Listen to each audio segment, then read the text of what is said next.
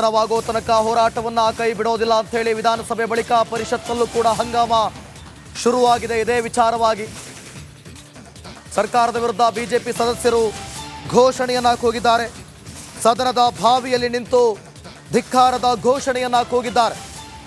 ವಿಧಾನಸಭೆಯ ಅಧಿವೇಶನದಲ್ಲೂ ಕೂಡ ಈ ಬಗ್ಗೆ ಘರ್ಷಣೆ ಜೋರಾಗಿತ್ತು. ಆನಂತರ ಸದನದ ಬಾವಿಯಲ್ಲಿ ನಿಂತು ವಿಧಾನಸಭೆ ಬಳಿಕ ಪರಿಷತ್ನಲ್ಲೂ ಕೂಡ ಬಿಜೆಪಿ ಸದಸ್ಯರು ಧಿಕ್ಕಾರವನ್ನ ಕೂಗಿದ್ದಾರೆ. ತಪ್ಪಿತಸ್ಥರ ವಿರುದ್ಧ ಕ್ರಮ ಆಗಬೇಕು, ಆರೋಪಿಯನ್ನ ಬಂಧಿಸಬೇಕು ಅಂತ ಹೇಳಿ ಬಿಜೆಪಿ ಸದಸ್ಯರು ಘೋಷಣೆಯನ್ನ ಕೂಗಿದ್ದಾರೆ, ಧಿಕ್ಕಾರದ ಘೋಷಣೆಯನ್ನ ಕೂಗಿದ್ದಾರೆ. ಒಂದು ಕಡೆ ವಿಧಾನಸಭೆಯ ಅಧಿವೇಶನದಲ್ಲಿ ಆತ ಘೋಷಣೆ ಕೂಗುವಂತ ಸಂದರ್ಭದಲ್ಲಿ ಬಾಯಿಯನ್ನ ಮುಚ್ಚಿದ್ಯಾಕೆ ಅಂತ ಚರ್ಚೆ ಆಗ್ತಾ ಇತ್ತು. ಎಲ್ಲಾ ಕಡೆಯೂ ಕೂಡ ಪ್ರಸಾರ ಆಗಿದೆ. ಇನ್ಮೇಲೂ ಕೂಡ ಆತನನ್ನ ಬಂಧಿಸಿಲ್ಲ ಅಂತ ಹೇಳಿ ವಾದ ವಿವಾದ ನಡೀತಾ ಇತ್ತು. ಈ ಬೆನ್ನಲ್ಲೇ ವಿಧಾನಸಭೆಯ ಬಳಿಕ ಸದನದ ಬಾವಿಗಿಳಿದು ಬಿಜೆಪಿ ಸದಸ್ಯರು ಪ್ರತಿಭಟನೆ ಮಾಡುತ್ತಿದ್ರು. ಈ ಬೆನ್ನಲ್ಲೇ ವಿಧಾನ ಪರಿಷತ್ನಲ್ಲೂ ಕೂಡ ಘರ್ಷಣೆ ಜೋರಾಗಿದೆ. 23/2/2024 ಯಾವುದೇ ತಿದ್ದುಪಡಿ ಬೆಳಿಗ್ಗೆ 11 ಗಂಟೆಗೆ ಕೃಷ್ಣ ವಿಹಾರ ಅರಮನೆ ಮೈದಾನ ಬೆಂಗಳೂರು ಇಲ್ಲಿ ಹಮ್ಮಿಕೊಂಡಿದ್ದು ರಾಜ್ಯದ ಎಲ್ಲ ಮಾನ್ಯ ವಿಧಾನಸಭಾ ಸದಸ್ಯರನ್ನು ಸದರಿ ಕಾರ್ಯಕ್ರಮಕ್ಕೆ ಆಹ್ವಾನ ನೀಡುವಂತೆ ಈ ಮೂಲಕ ಕೋರುತ್ತೇನೆ. ಮಾನ್ಯ ವಿಧಾನ ಪರಿಷತ್ತಿನ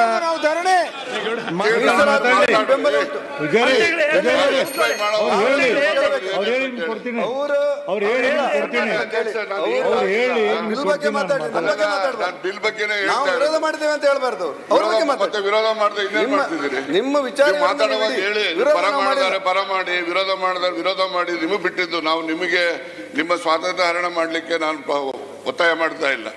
ನಾನು ಹೇಳ್ತಕ್ಕಂಥದ್ದು ಅಧ್ಯಕ್ಷರೇ, ನಾಮಿನೇಷನ್ ಮಾಡುವಾಗ ಯಾರನ್ನು ಬೇಕಾದ್ರೂ ಮಾಡ್ಬೋದು ಅಂತಕ್ಕಂಥ ಒಂದು ಪ್ರತೀತಿ ಇದೆ. ಆದರೆ ನಾನು ಒಂದು ವಿಶೇಷವಾದಂತಹ ಒಂದು ಪ್ರಕರಣವನ್ನು, ವಿಶೇಷವಾದಂತಹ ಕಾನೂನಿನ ಒಂದು ತಿದ್ದುಪಡಿಯನ್ನು ನಾನು ತಂದಿರ್ತಕ್ಕಂಥದ್ದು. ಈ ರಾಜ್ಯದಲ್ಲಿ ಯಾರು ತಳ ಸಮುದಾಯ ಇದ್ದಾರೆ, ತಳ ಸಮುದಾಯದವರಿಗೆ ಅವಕಾಶ ಕಲ್ಪಿಸ್ತಕ್ಕಂಥ ನಾಮಿನೇಷನ್ ಪ್ರಕ್ರಿಯೆಯನ್ನು ನಾನು ತಂದಿರ್ತಕ್ಕಂಥದ್ದು. ಆದರೂ ಕೂಡ ಯಾರನ್ನು ಮಾಡ್ತೇವೆ ಅಂದರೆ ಅವರು ಕೂಡ ಅಲ್ಲಿ ಸದಸ್ಯ ಇರೋವಂಥವ್ರನ್ನೇ, ಸದಸ್ಯರನ್ನ ಅಲ್ಲಿದ್ದೆ ಅಂತವ್ರನ್ನ ನಾವು ಮಾಡ್ಲಿಕ್ಕೆ ಹೋಗೋದಿಲ್ಲ. ಮತ್ತು ಅವ್ರಿಗೆ ಯಾವುದೇ ಒಂದು ಆಫೀಸ್ ಬೇರರ್ ಆಗ್ತಕ್ಕಂಥದ್ದಕ್ಕೆ ಏನು ಪ್ರಾಥಮಿಕ ಸಹಕಾರ ಸಂಘಗಳು ಬರ್ತವೆ, ಆ ಪ್ರಾಥಮಿಕ ಸಹಕಾರ ಸಂಘಗಳಲ್ಲಿ ಅವರು ಯಾವುದೇ ರೀತಿ ಆಫೀಸ್ ಬೇರರ್ ಆಗಲಿಕ್ಕೂ ಸಾಧ್ಯ. ಮತ್ತು ಜೊತೆಯಲ್ಲಿ ಅಧ್ಯಕ್ಷರೇ, ಏನು 40,000 ಇದೆ, ಪಾಪ ಅರುಣ್ ಅವ್ರು ಹೇಳಿದ್ರು 40,000 ಇದ್ದಾವೆ ರಾಜ್ಯದಲ್ಲಿ, ಎಲ್ರಿಗೂ ಕೂಡ ನೀವು ನಾಮಿನೇಷನ್ ಮಾಡಿಬಿಡ್ತೀವಿ, ಎಲ್ಲ ತಪ್ಪು ಕಲ್ಪನೆ. ಯಾರು ಅಸಿಸ್ಟೆಂಟ್ ಸೊಸೈಟಿ ಅಂತಕ್ಕಂಥದ್ದು, ಯಾರು ಸರ್ಕಾರದಿಂದ ಸಹಾಯ ಪಡೆದಿರ್ತಕ್ಕಂಥ ಸಂಸ್ಥೆಗಳೇನಿದ್ದಾವೆ ಅವ್ರಿಗೆ ಮಾತ್ರ ಅನ್ವಯದು. ರಫ್ಲಿ ಬಂದರೆ ಒಂದು 6,000. ಯಾರು ಪಾಕಿಸ್ತಾನದಲ್ಲಿ ಪಾಕಿಸ್ತಾನ ಜೈಕಾರ ಕೂಗಿ ಪಾಕಿಸ್ತಾನ ಪ್ರೇಮವನ್ನ ತೋರಿಸಿದ್ರು, ಅವರ ಬಂಧನ ಆಗೋವರೆಗೂ ಕೂಡ ಹೋರಾಟ ಮುಂದುವರಿಯುತ್ತೆ ಅನ್ನೋದು ಬಿಜೆಪಿಯ ಸ್ಟ್ಯಾಂಡ್. ಈಗ ಬಿಜೆಪಿ ಹೇಳ್ತಾ ಇದೆ, ಪಾಕಿಸ್ತಾನ ಪರವಾಗಿ ಜಿಂದಾಬಾದ್ ಕೂಗಿದಂತಹ ಈ ಕಿಡಿಗೇಡಿಗಳು ಯಾರಿದ್ದಾರೆ ಅವರ ಬಂಧನ ಆಗೋವರೆಗೂ ಕೂಡ ನಾವು ಹೋರಾಟವನ್ನ ಮಾಡ್ತೀವಿ, ಆರೋಪಿಗಳನ್ನ ಈ ಕೂಡಲೇ ಬಂಧಿಸಬೇಕು. ವಿಪಕ್ಷ ನಾಯಕ ಆರ್ ಅಶೋಕ್ ಅವರು ವಿಧಾನಸೌಧದಲ್ಲಿ ಹಿಂಗಂತ ಕಿಡಿಕಾರಿದ್ದಾರೆ. ಪಾಕಿಸ್ತಾನ ಪರವಾಗಿ ಘೋಷಣೆಯನ್ನ ಕೂಗಿದಂತಹ ಯಾರು ಕಿಡಿಗೇಡಿಗಳು ಅವರ ಬಂಧನ ಆಗಲೇಬೇಕು ಅನ್ನೋದನ್ನ ಹೇಳಿದ್ದಾರೆ. ರಾಜೀನಾಮೆಗೂ ಕೂಡ ಆಗ್ರಹಿಸಿದ್ದಾರೆ. ಈ ಸರ್ಕಾರ ರಾಜೀನಾಮೆ ಕೊಡಬೇಕು ಅನ್ನೋದನ್ನ. ಸರ್ಕಾರ ಘಟನೆ ಇಡೀ ದೇಶ ತಲೆ ತಗ್ಸುವಂತ ಇಂಥ ಘಟನೆ ನಡೆದರೂ ಕೂಡ ಸರ್ಕಾರ ಘಟನೆ ನಡೆದಂಥ ಇಮಿಡಿಯೇಟ್ ಆಗಿ ಸ್ಥಳದಲ್ಲಿ ಬಂದು ಒಂದು 5-6 ಜನ ಮಂತ್ರಿಗಳು ಸಭೆ ಮಾಡಬೇಕಾಯಿತು, ಅಥವಾ ಕ್ಯಾಬಿನೆಟ್ ತುರ್ತು ಸಭೆ ಮಾಡಬೇಕಾಯಿತು. ದೇಶದ್ರೋಹದ ಈ ಘಟನೆ ಕಂಡಮ್ ಮಾಡಬೇಕಾಯಿತು. ಕ್ಯಾಬಿನೆಟ್ಟಲ್ಲಿ 1 ಲೈನ್ ರೆಸೊಲ್ಯೂಷನ್ ಬರಬೇಕಾಯಿತು. ಈ ಘಟನೆಯನ್ನು ನಾವು ಖಂಡಿಸ್ತೀರಿ. ಈ ದೇಶದ್ರೋಹಿಗಳು ಪಾತಾಳದಲ್ಲಿ ಅಡಗಿದ್ರು ಬಿಡಲ್ಲ, ಅವ್ರನ್ನ ಎರೆಮುರಿ ಕಟ್ಟಿ ತಂದು ಅವ್ರಿಗೆ ಗುಂಡಾಕ್ತೀರಿ ಅಂತ ಹೇಳಬೇಕಾಯಿತು. ಕ್ಯಾಬಿನೆಟ್ ಮೀಟಿಂಗು ಮಾಡಿಲ್ಲ, ಸಚಿವರು ಸಭೆನೂ ಕರೆದಿಲ್ಲ, ಒಬ್ಬರು ಕೂಡ ರಾತ್ರಿ ಇಲ್ಲಿ ಒಬ್ಬ ಮಂತ್ರಿನೂ ಕೂಡ ಈ ಘಟನೆ ನಡೆದಂಥ ಸ್ಥಳದಲ್ಲಿ ಬಂದಿಲ್ಲ.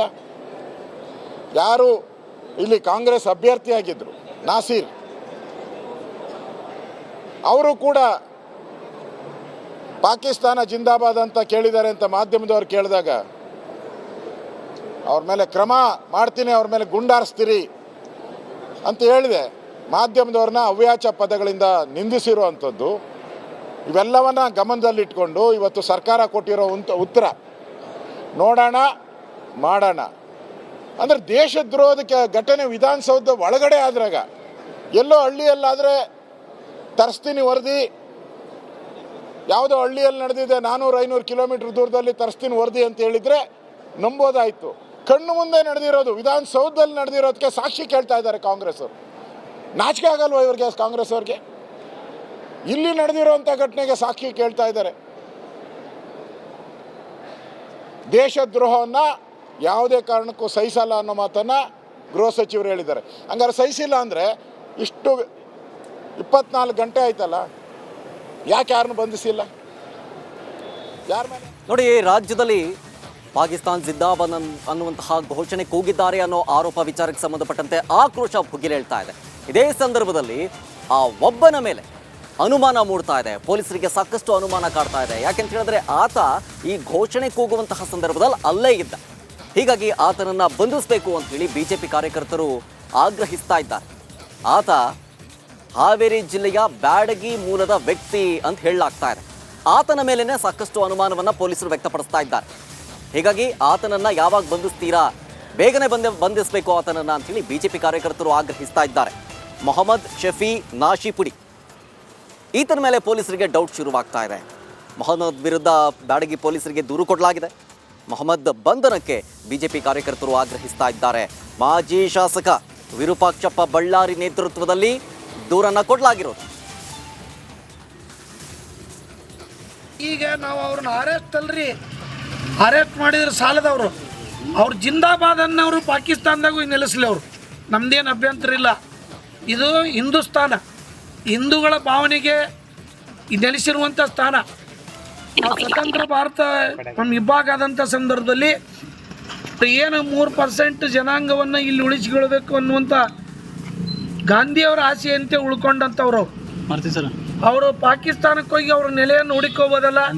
ಜಿಂದಾಬಾದ್ ಅನ್ನೋರು ಅವರು ಇಲ್ಲಿ ಉಳ್ಕೊಂಡು ನಮ್ಮ ದೇಶದ ಈ ಋಣ, ನಮ್ಮ ದೇಶದ ಭೂಮಿಯೊಳಗೆ ಅವರು ಬದುಕಿ ಅವ್ರು ಉಸಿರನ್ನು ನೀಡಿರ್ತಕ್ಕಂಥ ಈ ಭೂಮಿಗೆ ಇಲ್ಲಿರ್ತಕ್ಕಂಥ ಅವ್ರ ಭಾವನೆಗೆ ಹೇಳಿಕೆಗಳನ್ನು ಕೊಡ್ತಕ್ಕಂಥವ್ರು ನೋಡಿದ್ರು. ನಮ್ಮ ಗಡಿ ಕಾಯ್ತಕ್ಕಂಥ ಯೋಧರು ಕೂಡ ಅವರು ತಲೆ ತಗ್ಗಿಸ್ಬೇಕಾಗೈತಿ. ಮತ್ತು ಇಂಥ ಈ ದೇಶದ್ರೋಹ ಹೇಳಿಕೆ ಕೊಡ್ತಕ್ಕಂಥ ಆಡಳಿತ ಮಾಡ್ತಕ್ಕಂಥ ಪಕ್ಷದವ್ರನ್ನ ನಾವು ರಕ್ಷಣೆ ಮಾಡಕತ್ತೇವಲ್ಲಪ್ಪ ಅನ್ನುವಂಥ ಭಾವನೆ ಅವ್ರ ಉತ್ಸಾಹವನ್ನು ಕೂಡ ಕಡಿಮೆ ಮಾಡ್ತಕ್ಕಂಥ ವಾತಾವರಣ ನಿರ್ಮಾಣ ಆಗಿರ್ಲಿಕ್ಕೆ ಇವರೇ ಕಾರಣ ಅಂದ್ರೆ ತಪ್ಪಾಗ್ಲಿಕ್ಕಿಲ್ಲ. ಈಗ ನಾವು ಅವ್ರನ್ನ ಅರೆಸ್ಟ್ ಮಾಡಿದ್ರೆ ಸಾಲದವರು, ಅವ್ರು ಜಿಂದಾಬಾದ್ ಅನ್ನೋರು ಪಾಕಿಸ್ತಾನದಾಗೂ ನೆಲೆಸಲಿ, ಅವರು ನಮ್ದೇನು ಅಭ್ಯಂತರ ಇಲ್ಲ. ಇದು ಹಿಂದೂಸ್ತಾನ, ಹಿಂದೂಗಳ ಭಾವನೆಗೆ ನೆಲೆಸಿರುವಂಥ ಸ್ಥಾನ. ನಾವು ಸ್ವತಂತ್ರ ಭಾರತ ನಮ್ಮ ಇಬ್ಬಾಗ ಆದಂಥ ಸಂದರ್ಭದಲ್ಲಿ ಏನು 3% ಜನಾಂಗವನ್ನು ಇಲ್ಲಿ ಉಳಿಸಿಕೊಳ್ಬೇಕು ಅನ್ನುವಂಥ ಗಾಂಧಿಯವರ ಆಸೆಯಂತೆ ಉಳ್ಕೊಂಡಂಥವ್ರು ಅವರು ಪಾಕಿಸ್ತಾನಕ್ಕೆ ಹೋಗಿ ಅವ್ರ ನೆಲೆಯನ್ನು ಹುಡುಕೋಬೋದಲ್ಲ. ಜಿಂದಾಬಾದ್ ಅನ್ನೋರು ಅವರು ಇಲ್ಲಿ ಉಳ್ಕೊಂಡು ನಮ್ಮ ದೇಶದ ಈ ಋಣ, ನಮ್ಮ ದೇಶದ ಭೂಮಿಯೊಳಗೆ ಅವರು ಬದುಕಿ ಅವ್ರ ಉಸಿರನ್ನು ನೀಡಿರ್ತಕ್ಕಂಥ ಈ ಭೂಮಿಗೆ ಇಲ್ಲಿರ್ತಕ್ಕಂಥ ಅವ್ರ ಭಾವನೆಗೆ ಹೇಳಿಕೆಗಳನ್ನು ಕೊಡ್ತಕ್ಕಂಥವ್ರು ನೋಡಿದ್ರು. ನಮ್ಮ ಗಡಿ ಕಾಯ್ತಕ್ಕಂಥ ಯೋಧರು ಕೂಡ ಅವರು ತಲೆ ತಗ್ಗಿಸ್ಬೇಕಾಗೈತಿ. ಮತ್ತು ಇಂಥ ಈ ದೇಶದ್ರೋಹ ಹೇಳಿಕೆ ಕೊಡ್ತಕ್ಕಂಥ ಆಡಳಿತ ಮಾಡ್ತಕ್ಕಂಥ ಪಕ್ಷದವ್ರನ್ನ ನಾವು ರಕ್ಷಣೆ ಮಾಡಕತ್ತೇವಲ್ಲಪ್ಪ ಅನ್ನುವಂಥ ಭಾವನೆ ಅವ್ರ ಉತ್ಸಾಹವನ್ನು ಕೂಡ ಕಡಿಮೆ ಮಾಡ್ತಕ್ಕಂಥ ವಾತಾವರಣ ನಿರ್ಮಾಣ ಆಗಿರ್ಲಿಕ್ಕೆ ಇವರೇ ಕಾರಣ ಅಂದ್ರೆ ತಪ್ಪಾಗ್ಲಿಕ್ಕಿಲ್ಲ. ಈಗ ನಾವು ಅವ್ರನ್ನ ಅರೆಸ್ಟ್ ಮಾಡಿದ್ರೆ ಸಾಲದವರು, ಅವ್ರು ಜಿಂದಾಬಾದ್ ಅನ್ನೋರು ಪಾಕಿಸ್ತಾನದಾಗೂ ನೆಲೆಸಲಿ. ಗಮನಿಸ್ತಾ ಇದ್ದೀವಿ, ರಾಜ್ಯದಲ್ಲಿ ಘರ್ಷಣೆ ಸಿಕ್ಕಾಪಟ್ಟೆ ಜೋರಾಗಿದೆ. ಪಾಕಿಸ್ತಾನ ಅಂಥೇಳಿ ಜಿಂದಾಬಾದ್ ಅಂತ ಕೂಗ್ದವ್ರು ಯಾರು ಅನ್ನುವಂಥ ಪ್ರಶ್ನೆ ಒಂದು ಕಡೆ ಆದರೆ, ಆ ವ್ಯಕ್ತಿಯ ಮೇಲೆ ಅನುಮಾನ ವ್ಯಕ್ತವಾಗ್ತಾ ಇದೆ. ಹಾವೇರಿ ಜಿಲ್ಲೆಯ ಬ್ಯಾಡಗಿ ಮೂಲದ ವ್ಯಕ್ತಿ ಮೇಲೆ ಸಾಕಷ್ಟು ಅನುಮಾನ ಪೊಲೀಸರಿಗಿದೆ. ಮೊಹಮ್ಮದ್ ಶಫಿ ನಾಶಿಪುಡಿ ಅಂಥೇಳಿ ಆತನ ಹೆಸರು. ಮೆಣಸಿನಕಾಯಿ ವ್ಯಾಪಾರಿ ಆಗಿದ್ದಾನೆ ಈ ಮೊಹಮ್ಮದ್. ಈ ಘೋಷಣೆ ಕೂಗುವಂಥ ಸಂದರ್ಭದಲ್ಲಿ ಆತನು ಕೂಡ ಅಲ್ಲೇ ಇದ್ದಂತೆ. ಹೀಗಾಗಿ ಆತನ ಮೇಲೆ ದೂರು ಕೂಡ ದಾಖಲಾಗಿದೆ. ಮಾಜಿ ಶಾಸಕ ವಿರೂಪಾಕ್ಷಪ್ಪ ಬಳ್ಳಾರಿ ನೇತೃತ್ವದಲ್ಲಿ ದೂರನ್ನು ಕೊಡಲಾಗಿದೆ. ಆತನ ಬಂಧನಕ್ಕೂ ಕೂಡ ಆಗ್ರಹಿಸ್ತಾ ಇರೋದು ಗಮನಿಸ್ತಾ ಇದ್ದೀವಿ. ಇದು ಬರೀ ಬೆಂಗಳೂರಿನಲ್ಲಿ ಅಷ್ಟೇ ಅಲ್ಲ, ಬೆಂಗಳೂರು, ಮಂಡ್ಯ, ಮಂಗಳೂರು, ಧಾರವಾಡ, ಬಳ್ಳಾರಿ, ಬೆಳಗಾವಿ, ರಾಜ್ಯದ ಹಲವು ಜಿಲ್ಲೆಗಳಲ್ಲಿ ಕಾಂಗ್ರೆಸ್ ಕಚೇರಿಗೆ ಮುತ್ತಿಗೆ ಹಾಕುವಂತಹ ಪ್ರಯತ್ನಗಳಾಯಿತು.